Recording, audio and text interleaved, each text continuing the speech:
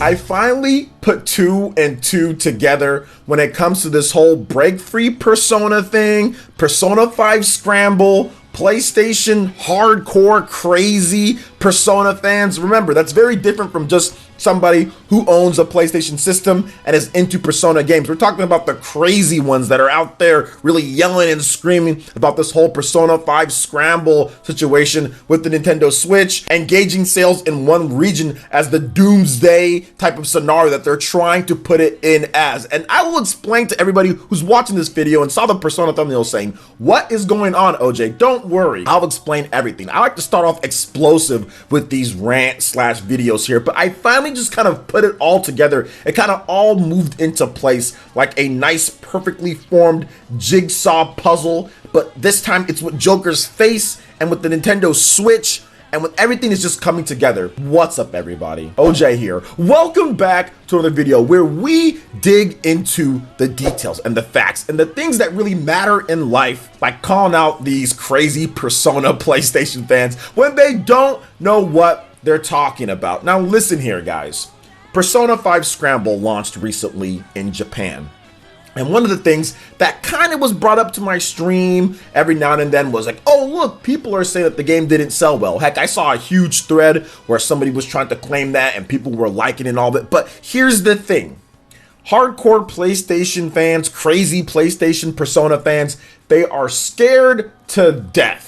It scares them. It frightens them that Persona 5 Scramble is even on the Nintendo Switch in the first place. When we found out what exactly Persona 5 Scramble is, which is a direct sequel, an actual game, not just a Warriors clone spin-off, but a direct sequel to Persona 5, that scared them because they have this frail image of this fake exclusive that is Persona. And I say fake exclusive because nobody can figure out whether there's some type of exclusivity deal or whatever the case is. There might be, there might not be, nobody really knows. But whatever the case is, right, whatever the case is with it, they love that aspect that holds on to them. They really want to hold on to that whole Persona exclusive PlayStation. And once again, I'll say this because I don't care. I don't give a damn if Shin Megami Tensei is on PlayStation or if it's on Xbox or whatever the case is. I don't care. It can come to whatever systems. I just want the game to come out. So if you want to throw that down in the comment section, and we can cut that out right now at this point. So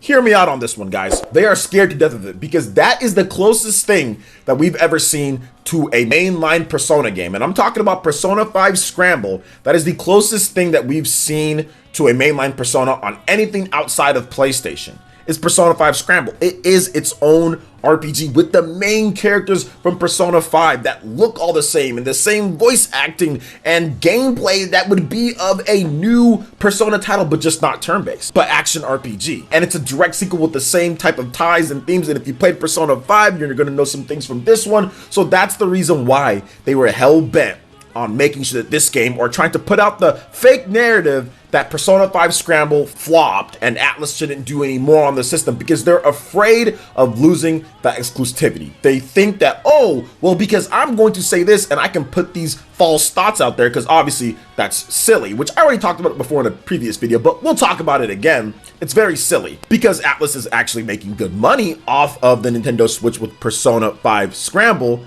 They are really upset about that. That scares them because they see that they can potentially lose, especially if you start combining what's happening with Persona 5 Scramble, what's happening with Atlus saying, hey, Nintendo fans, tell us that you want it, and putting out surveys there in terms of where they want to see the next Persona game. They see it as the end of PlayStation Persona exclusivity. They see that as the end, and they want to try to justify, well, no, see, look, it needs to stay on PlayStation. Persona 5 Scramble sold like crap. There's no point in bringing it over. So this is stupid on many, many, many ways. So let's break down the first reason why that is a dumb statement. One, it's in one region, okay? It's in one region. It's not worldwide. Okay, so it's in one region. The game sold, I think, 46,000 plus units on the Nintendo Switch, not including digital, where it was number 5 or up. So we can say that the game probably sold over 50,000 units on the Nintendo Switch in the first week. I'm not a mathematician or anything, but that's millions of dollars in revenue going into Atlus's pockets, okay? Millions of dollars in revenue. And I'm thinking that this game, since it was made by Omega Force, who already has an engine nice and running on the Nintendo Switch and worked with the system, development didn't cost too much for them to get it over there on the system.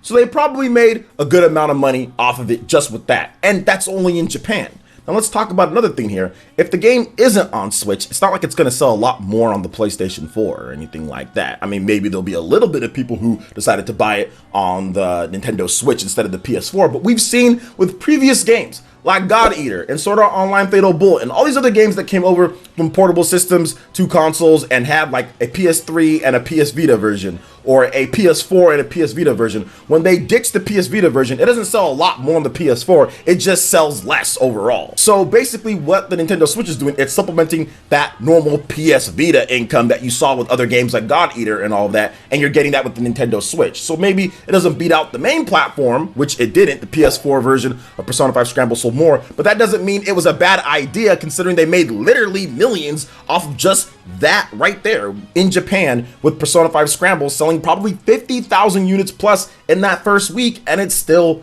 going. And like I said, it's still going. 50,000 units, that's actually more than what Bayonetta 1 and 2, the remaster, did on the Nintendo Switch. That's actually more than what Astral Chain did on the Nintendo Switch. That's actually more than what a lot of games debut on when it comes to Nintendo Switch from third-party companies. So why would they be upset with that? Why is that such a bad thing? And on top of that, here's what also makes this whole thing just really silly and stupid is you don't know the development cost. If you don't know the development cost of the Nintendo Switch version, why are you trying to tell a multi-million-dollar company, oh, it's not worth it? You'd have to know the cost of the development so then you can say, oh, we didn't make our money back, so that means it wasn't a good investment. But if you don't know the cost of development, why are you saying that it wasn't good enough or it didn't sell enough? You don't know how much it cost to develop. And chances are, based on what we've seen from other games and how much those cost to port over, especially with a company like Omega Force or Koei Tecmo, who did this, who already have an engine up and going on the Nintendo Switch and have plenty of development, I'm guessing things weren't really rocky at all and it didn't really cost them too much from what they were doing already on the PlayStation 4.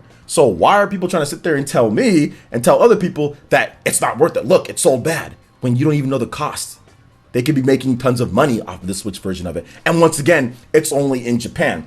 This game is eventually going to come out for the rest of the world. And I said this before with Astral Chain, stop gauging everything on just Japan.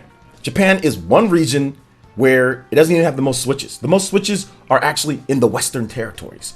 If you combine all the rest of the West, right? When you got the rest of everything, you got Europe and you also got the US, and the US is the main market, Persona 5 Scramble is going to sell a lot more in the US than it did in Japan because there's a lot more systems here in the US than there are in Japan. There's just more people that have the Switch here. There's just more people in general that are playing games. So games usually, pretty much most of the time, outsell, even if it's a Japanese game, outsell what they do in Japan over here in the US. Here in the US, they sell way more. This goes for so many other games. We saw this with Astral Chain when everybody tried to say that it was a flop and it didn't sell enough. Oh, then it sold over 1 million units. Give it some time. I don't know why people are so quick to jump the gun. Or do I know why people are so quick to jump the gun? People are so quick to jump the gun because they have this fanboy mentality that this is PlayStation, and I think that if I say this enough, people are actually going to believe me, and Atlus is going to listen to what I have to say, and I'm going to have my exclusive Persona PlayStation franchise because I love PlayStation. That's really what it is with this, because I've never seen this type of talk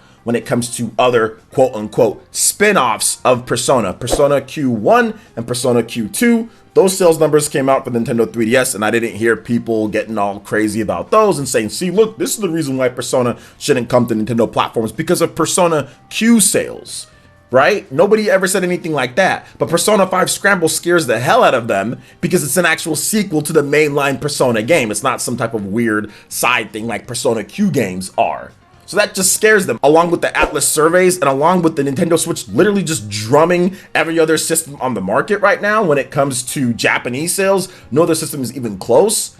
they don't want Atlas saying, oh snap, like maybe we should go on the Nintendo Switch. And I think that's also a fear too of them maybe saying it's just going to be exclusive to Switch, but that's just more of the crazy line fanboys that are probably thinking that in the back of their mind. But at the end of the day, I think Atlas is going to do what's best for the company. I think that they will at the end of the day. And if you look at the sales numbers and if you look at what's going on, obviously, it would be good to bring the game over to Nintendo Switch. You have the Break Free Persona campaign. Obviously, there's passion there. I'm not sitting here and saying that I'm going to say, like, go and tweet and tag Atlas and do all that. I didn't do that at all. I'm simply explaining the situation and what I'm seeing. From a logical and from a business standpoint, these crazy PlayStation dudes that are sitting there and saying this flopped Persona 5 Scramble and they shouldn't come to Switch because of this, y'all got no merit and no understanding of business whatsoever. Just stick to playing your Persona games, all right, than actually talking about business, because that's ridiculous to sit there and say that Atlas wouldn't be happy with 50K plus when the game sold 100 and something plus K on an established base of the PlayStation 4. You sell an additional 50K plus and it's going to keep on going in the first week. Then you have the rest of the world to look at when games like Astral Chain, which is a Japanese hardcore type of RPG or action game, more like action game with RPG elements, when that sells over 1 million because of the big install base in the West,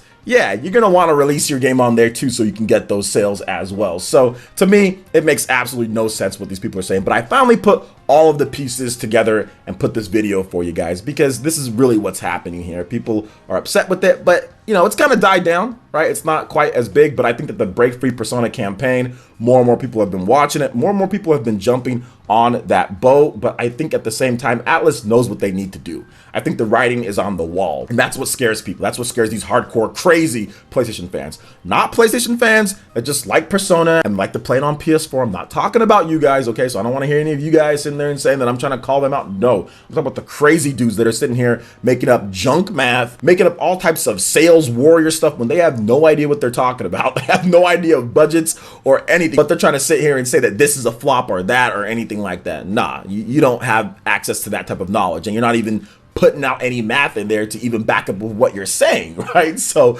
that's my thought process for this video, guys. So what did you guys think about what I had to say here? Let me know your thoughts in the comment section below. All right, guys, that wraps it up for this video here. Check out the link in the description. We've got Twitter. Go ahead and give us a follow on there and stay up to date on all the latest gaming information and news. Also, make sure you like, comment, and subscribe, and share the video if you can. Thank you guys so much for watching, and we'll catch you for the next one. Peace.